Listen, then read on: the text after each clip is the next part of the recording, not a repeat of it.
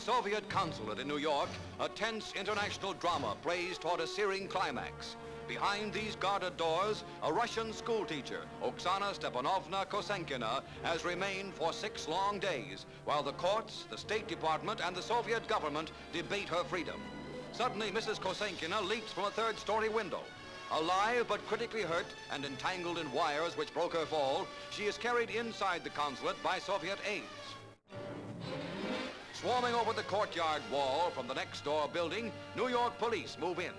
Warner Pathé News was first on the spot and also captured the graphic record as Mrs. Kosenkina is taken from the consulate to a waiting ambulance for hospitalization. By now, the police have taken full charge. Later, at Roosevelt Hospital, despite protests by the Russian vice-consul and his woman assistant, Soviet officials are barred. Police state Mrs. Kosenkina is afraid to see them and quote her as saying she jumped to get out of the cage. It was from this retreat near Nyack, New York, run by the Anti-Communist Tolstoy Foundation, that Mrs. Kosenkina was escorted by the Soviet Consul General 6 days before. Countess Alexandra Tolstoy says the chemistry teacher had come to seek escape from returning to Russia. Soviet diplomats say they liberated her. But then, why did she jump? In Cassville, New Jersey, another anti-communist retreat moves into the headlines as one indicated hiding place of a second Russian schoolteacher and his family, also objects of an international storm.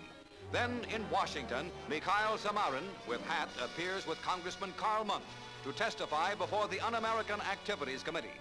And even as Molotov angrily demands his return, schoolteacher Samarin answers for himself. What is your name? My name is Mikhail Ivanovich Samarin. Did you wish to have our committee serve this subpoena upon you? Yes, I did. Why? Because my family and I do not want to return to the Soviet Union. Because my wife and I have renounced our Soviet citizenship. And because I want to speak openly and truthfully before an official American body about the activities of the Soviet dictatorship and the conditions of life of the Russian people under it. What would happen to you now that you have made this statement about conditions in the Soviet Union if you were to be returned to Russia at this time? My wife and I would be shot or sent to concentration camp for life.